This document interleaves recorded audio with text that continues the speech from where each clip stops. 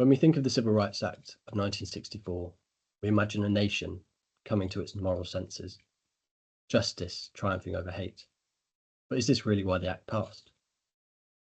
We think of Rosa Parks refusing to give up her seat on the Cleveland Avenue bus, and of Martin Luther King standing on the steps of the Lincoln Memorial, surrounded by tens of thousands of activists chanting for civil rights reform.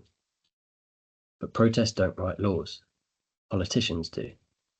And people rarely acknowledge the smoky back rooms of Congress that were vital to making the Civil Rights Act a reality.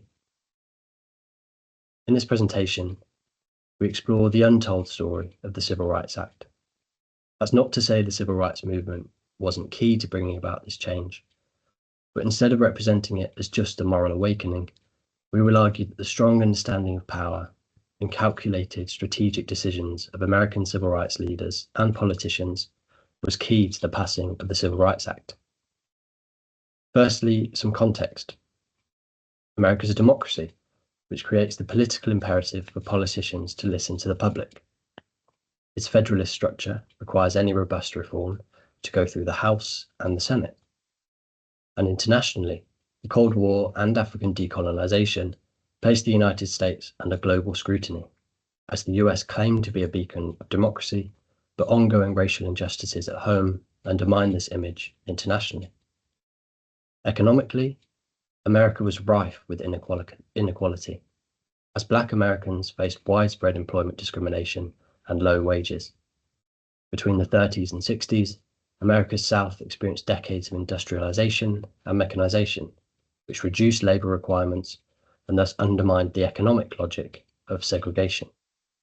This accelerated the Great Migration, when between 1940 and 1970, 5 million people, mostly Black Americans, migrated to the North to escape poor economic conditions and racial injustice.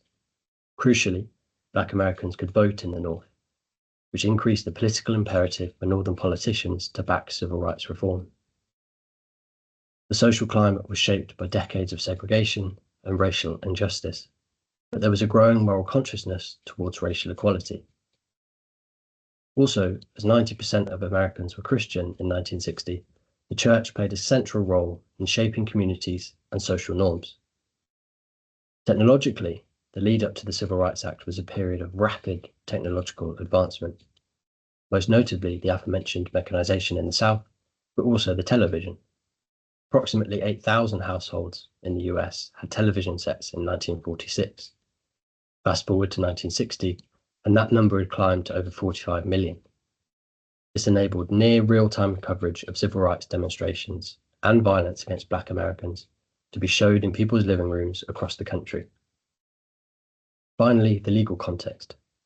Despite protections in the 14th and 15th Amendments, the Black Codes were passed in 1865 in the South to restrict the job and ownership rights of Black people. They laid the foundation for the Jim Crow laws, a later series of laws and customs that enforced racial segregation in the South. However, key legal victories like Brown versus Board of Education, which ruled that segregation in public schools was unconstitutional, set a legal precedent for broader civil rights protections. There were even other civil rights acts before 1964. Eisenhower signed the Civil Rights Act of 1957 and of 1960, but these failed to empower the federal government to enforce these changes over states. In sum, the American and international context of the early 1960s created the foundations for the Civil Rights Act of 1964. This timeline provides the necessary historical context to understand the passage of the Civil Rights Act of 1964. The struggle for civil rights in the US began as far back as the American Civil War, which, de jure, abolished slavery in its aftermath. However, this advancement was systematically eroded through the Jim Crow laws, upheld by the 1896 Supreme Court decision Plessy versus Ferguson, which legalized segregation under the separate but equal doctrine. Throughout the 20th century, civil rights organizations like the NAACP, or the National Association for the Advancement of Colored People, led efforts to challenge segregation and discrimination. Major turning points included the Brown versus Board of Education ruling in 1954, which overturned segregation in public schools, and the Montgomery bus boycott of 1955 to 56, which demonstrated the power of collective action in confronting systemic racism. The Little Rock Nine's integration of public schools in 1957 also highlighted the federal government's role in enforcing desegregation when Eisenhower federalized the Arkansas National Guard and sent the National Army to escort the students. By the 1960s, activism had intensified, with groups like the Congress on Racial Equality, CORE, and the Student Nonviolent Coordinating Committee, SNCC, which organized sit-ins and freedom rides to challenge segregation in public spaces. In 1963, the Birmingham campaign drew national attention to the brutal treatment of protesters in images and moving pictures. A key moment came in June 1963, when President John F. Kennedy introduced the Civil Rights Bill. Though weak at first, the bill would be influenced by the Leadership Conference on Civil Rights, a coalition of more than 150 American civil and human rights organizations that had three essential demands. 1, ending discrimination in public accommodations. 2, ensuring equal employment opportunities. And 3, enforcing desegregation in federally funded programs. These three asks made the bill both groundbreaking and controversial, as they weren't included in previous Civil Rights Acts, or were struck down in Congress. After Kennedy's assassination in November 1963, Lyndon B. Johnson used his political acumen to reframe the bill as a tribute to JFK, rallying support for its passage. What happened between November and July of the next year will be discussed on a later slide. But this context highlights how decades of legal battles, grassroots activism, and presidential leadership converged to lay the foundation of the Civil Rights Act of 1964. The stakeholder map provides a visual representation of stakeholders groups categorized into supporters, blockers, and swingers, with distinct colors for different groups. The key supporters on the top right quadrant are the political leaders, President John F. Kennedy, Vice President Lyndon B. Johnson, and key Democratic senators like Senator Hubert Humphrey, who was the Senate floor manager for the Civil Rights Act, Senator Mike Mansfield, the Senate Majority Leader, the Representative Emanuel Seller, the Chairman of the House Judiciary Committee, also the civil society and advocacy groups like NAACP, SCLC, Southern Christian Leadership Conference, Congress of Racial Equality Core, and the Leadership Conference LC. Also influential individuals such as Martin Luther King Jr. from SCLC and Clarence Mitchell from the Leadership Conference. There are also labor unions, national media like Washington Post, New York Times, religious institutions like National Councils of Churches, NCC, pro-individuals, students, Northern and Black Southerners individuals. Also, the key blockers groups consist of Southern senator figures such as Richard Russell, the leader of the Southern Bloc in the Senate, Howard Smith, the chairman of the House Rules Committee, Senator Everett Dirksen, the senator minority leader, and also the organizations like Ku Klux Klan, KKK, or citizens councils. Southern media, Southern business groups, also the swingers group, like indifferent individuals, bipartisan, apolitical, or non-partisan individuals. So to observe, the supporters are clustered with civil rights organization and liberal political leaders in the top right quadrant. The blockers include conservative political figures, Southern media, businesses, and segregationist groups. Neutral and indifferent groups occupy the bottom and center, reflecting the lower influence and mixed or no strong position. So that's how this map provides a strategic overview of the political and societal landscape, identifying allies, opponents, and potential influencers. Next, we're going to do a power analysis using Gaventa's Power Cube. By exploring how the interplay of power before the act became a reality, we can better understand the systemic and strategic actions that preceded this transmitted legislation. So first, we're going to look at the forms of power. Under visible, of course, we have the President, John F. Kennedy, who commanded the executive branch to propose laws and enforce desegregation orders. As has been mentioned earlier, his commitment was tempered by the need to maintain support from Southern Democrats who strongly opposed civil rights reforms. This duality shaped his cautious public stance on the issue, which was evident in the perceived weak bill which he introduced to Congress. Next, we have Congress. This is the legislative branch. As mentioned, the US system is a federated system, and so the Congress was very powerful in ensuring that laws were passed. And this, particularly the Southern Democratic Coalition, was a major locus of visible power against civil rights progress.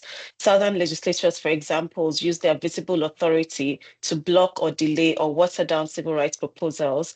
They wielded tools like filibusters and procedural rules to maintain segregationist policies in the South. So, for example, the Senate Judiciary Committee was known as the graveyard of civil rights legislation, and this was how they wielded visible power. We also had the courts. The judiciary was another visible actor in shaping civil rights struggle. Decisions like Brown versus Board of Education nationwide struck a significant blow to segregation and set pro-civil rights precedents, but this was not without resistance from Southern segregationists. Next, we look at hidden power, still under the forms of power. We see the Southern legislators and segregationists. Behind closed doors, Southern politicians and elites, including the Dixiecrats, worked to maintain the status quo by controlling committee assignments, influencing the legislative agenda, and aligning with business leaders who supported segregation. These hidden forms of influence ensured that civil rights legislation rarely made it out of the committee and onto the congressional floor. We also had corporate and media allies. Some media outlets and corporations in the South, example, Jackson Daily News, Mississippi and Birmingham News in Alabama, supported segregationist policies. They used their platforms to frame civil rights activists as agitators and to amplify fears of social disruption. Publications like the Civil Citizens Council spread anti-civil rights propaganda, advocating for segregation and opposing civil rights efforts. They spread false news about the provisions of proposed civil rights bill. Next, we look at invisible power, which shapes societal norms and individual beliefs, reinforcing systemic inequality and discouraging resistance. So we see systemic racism. This was deeply embedded in US laws and policies and social practices. It perpetuated segregation, it caused voter suppression and economic inequality, especially in the South. These structures conditioned individuals, Black and white alike, to accept segregation as the norm. It made it difficult to imagine a different reality. Separate but equal facilities for Blacks and whites, segregated schools were examples of how this invisible power came to bear. We also had a long history of internalized oppression, this long history of racial violence, including lynching and legal disenfranchisement, created a climate of fear among Black Americans. This fear often suppressed resistance as individuals prioritized survival over activism. Blacks were afraid to press charges for fear of retaliation. This informed one of the demands of the civil rights activists for the proposed civil rights bills. Now we look at spaces of power to see how the struggle for civil rights took place. We look at closed spaces. These were spaces that were controlled by powerful actors, like congressional committees dominated by segregationist lawmakers or private meetings among Southern elites. These places excluded civil rights advocates, leaving civil rights activists to exert pressure from the outside.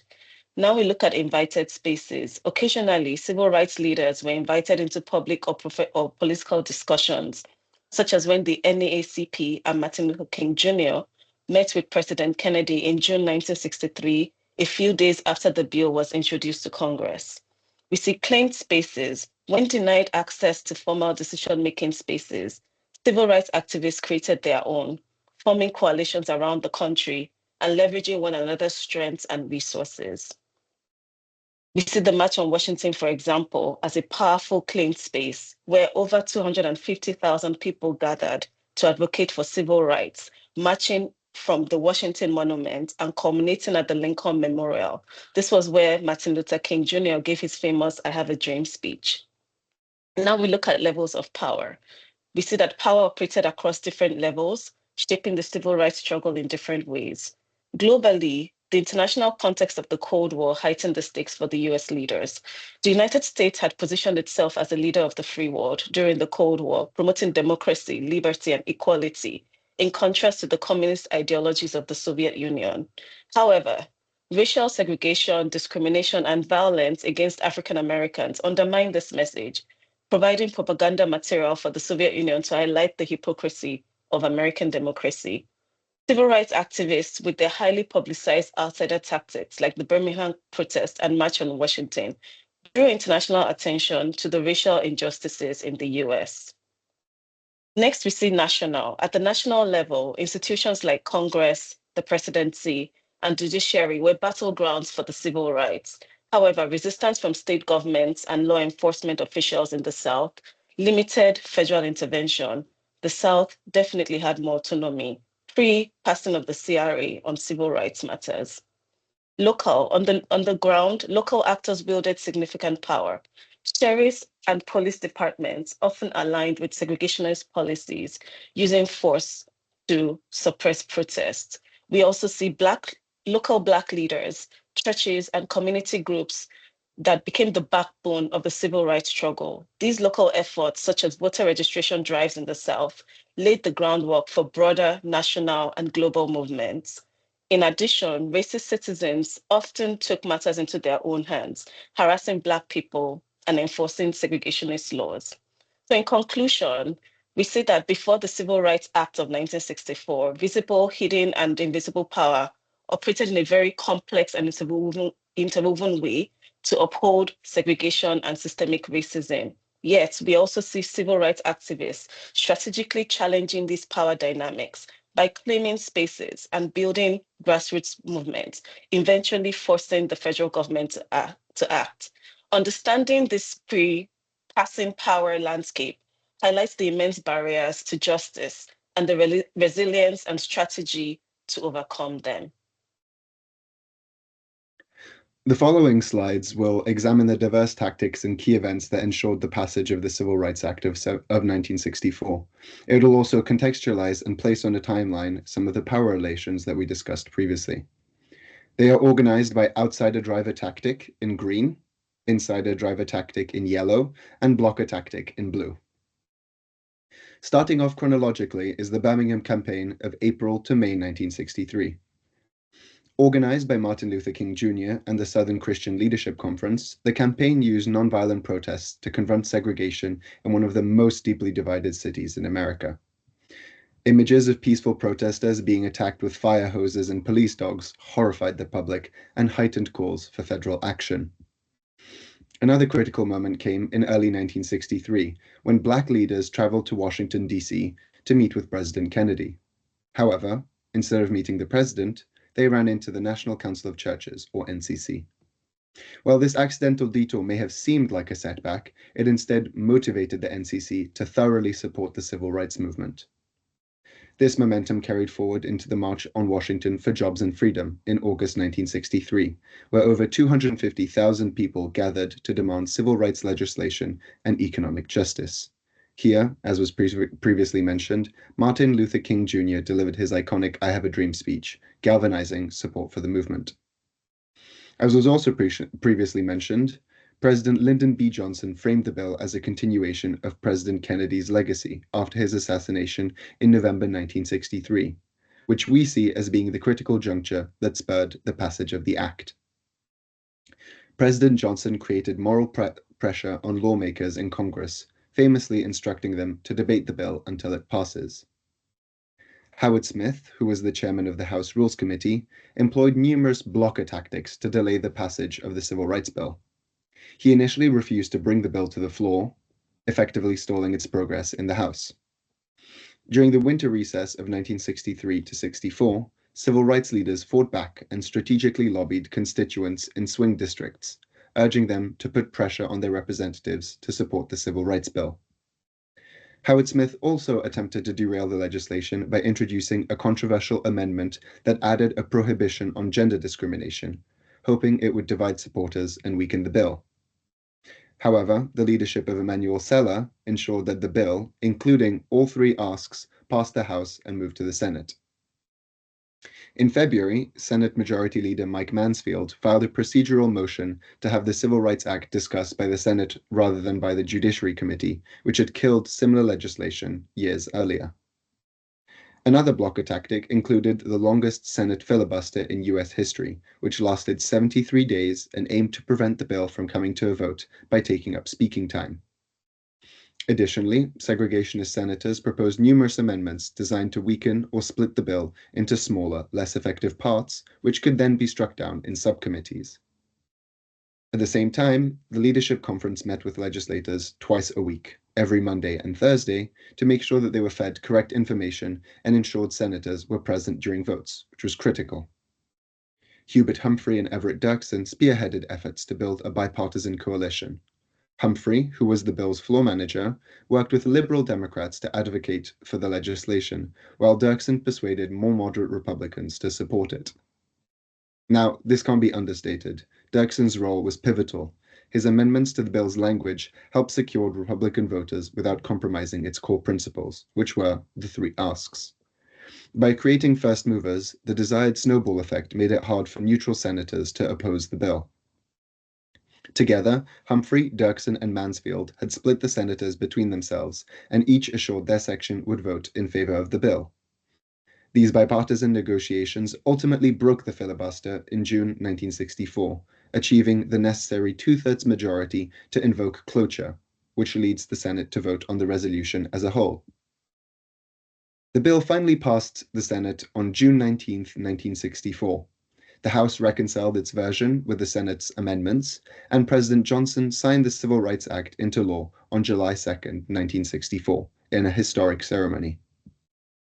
This slide emphasizes how the Civil Rights Act of 1964 was not just a result of legislative prowess, but also the culmination of decades of activism, public pressure, and strategic negotiation. It is a testament to the power of collaboration between social mobilizers and political insiders to enact transformative change.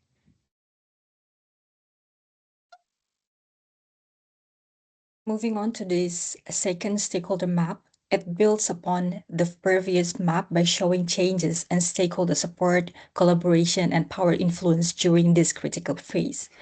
There are notable shifts in stakeholder positions. For example, for the key supporters, there are political leaders that we knew earlier. President Johnson takes more prominent position at the top of the more powerful and supportive quadrant, reflecting his leadership role as the new president in advancing the CRA. The pro-CRA senators such as Humphrey and Dirksen moved into a more supportive and influential role. And the civil society groups and advocacy leaders like NAACP as CLC Core retained strong support for the CRA, emphasizing the continued advocacy efforts, while Martin Luther King Jr. and labor unions remain significant figures in building public and legislative support. Media outlets like New York Times, Washington Post continue to amplify support, reflecting their role in shaping public opinion. Key blockers, Southern senators and opponents, leaders like Richard Russell, Howard Smith, remain in opposition but are slightly repositioned, reflecting their diminishing influence as momentum for the CRA builds. Groups like KKK and Citizens Councils maintain their opposition with no significant shift in position. Swingers and shifts, for example, Southern business and conservative churches, previously strong blockers, but this group moved slightly toward a neutral and less oppositional stance. It reflects the pressure from public opinion and federal advocacy. While the bipartisan individuals and apolitical individuals, the stakeholders remain in the middle or lower sections of the map, reflecting limited influence or indecision during the phase. To quickly analyze, the map highlights the growing coalition of powerful supporters pushing the CRA towards passage. It also shows the diminishing influence of key blockers such as Southern senators and segregationist groups as public and political pressure mounts. The inclusion of arrows and power shifts underscore the dynamic nature of stakeholder influence during this period, emphasizing strategic alliances and evolving stances.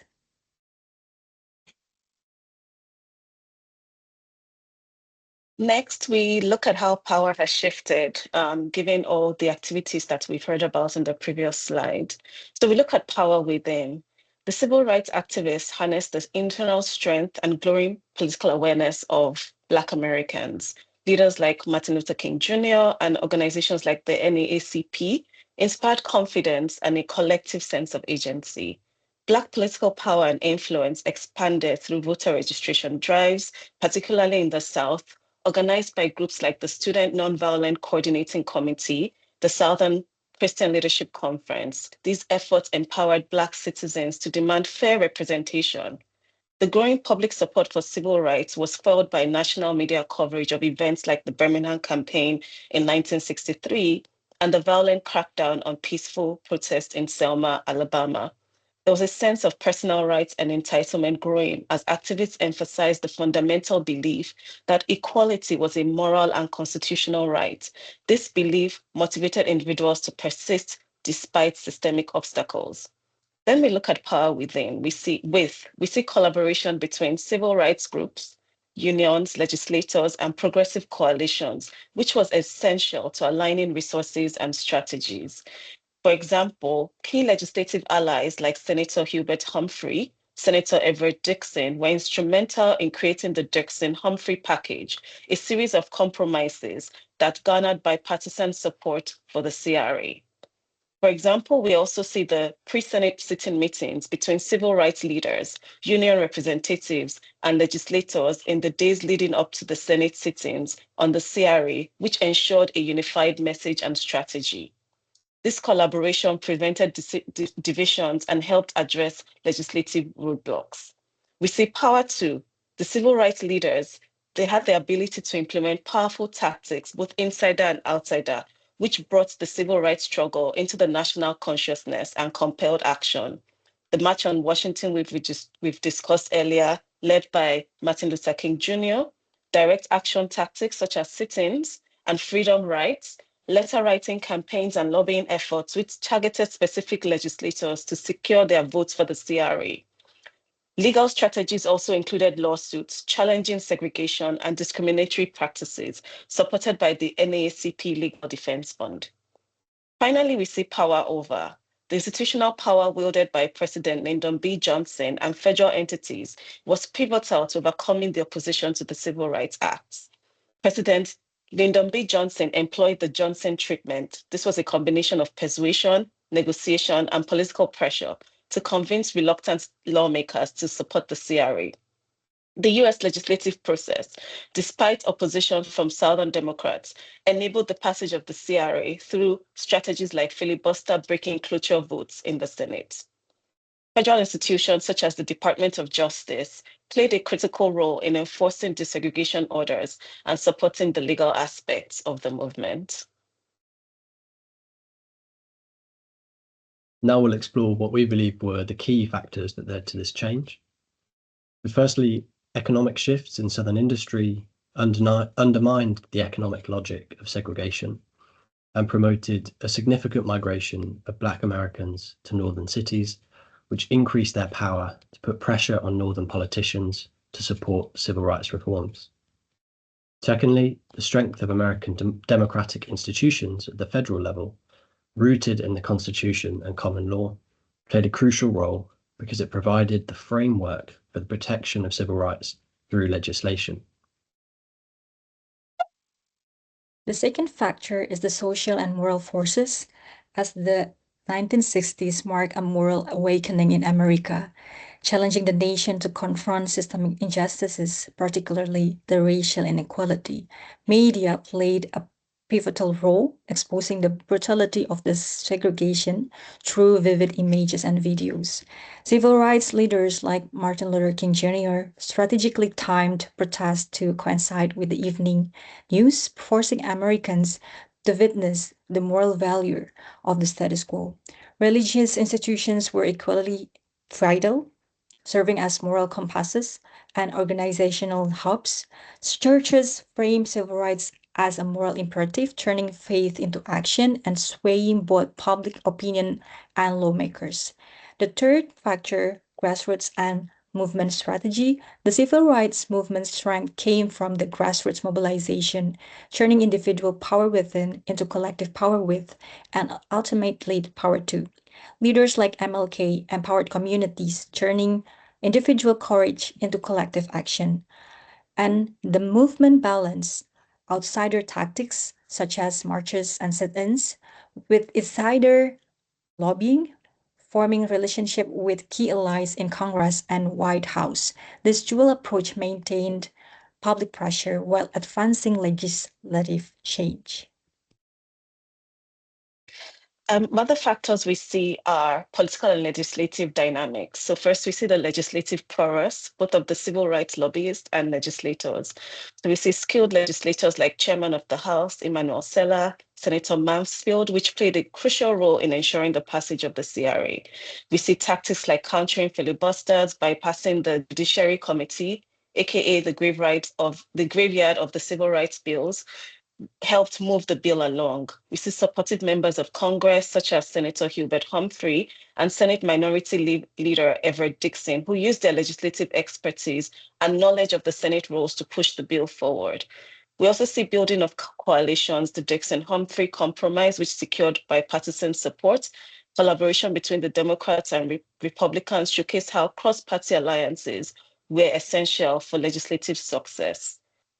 Finally, we see shifting of political support. The District influence weakened as public support for civil rights grew due to grassroots activism and the visibility of racial injustice. Politicians who recognized the need to act on civil rights or who were first movers took leadership role in breaking political stalemates. Finally, we see international and historical context as being a crucial factor that supported the passing of the CRA. International pressure through international scrutiny on the US during the Cold War, as it claimed to represent democracy and freedom while racial inequality persisted at home. Prominent world leaders and global audiences criticized America's racial discrimination, which contradicted its advocacy of democracy. President John F. Kennedy recognized the international damage caused by racial injustice. In speeches, he reframed the civil rights as essential to America's global leadership and as a matter of national imperative. We also see critical and historical events which also contributed to the passing of the CRA. The assassination of JFK in November 1963 shifted political dynamics. President Lyndon B. Johnson framed the Civil Rights Act as a continuation of Kennedy's legacy, lending the bill moral urgency, but he also took a stronger stance.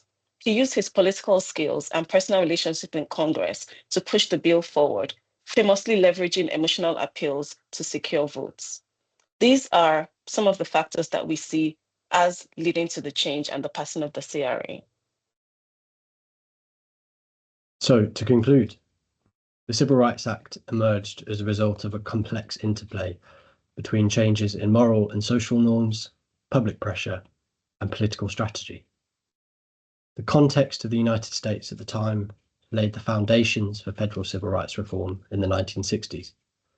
The catalyst was JFK's death in 1963, which brought the strength and determination of LBJ as a leader to push a stronger bill through Congress. America underwent a moral and social norm transformation. This was not by chance, but was strategically curated by CSOs and their leaders who carefully planned their demonstrations and other tactics to maximize impact. The bill wouldn't have been passed without a combination of calculated insider and outsider tactics and coalitions among CSOs and politicians, which bridged grassroots power with legislative power. On the 2nd of July 1964, Lyndon B. Johnson signed the Civil Rights Act, representing an unprecedented victory for civil rights in America.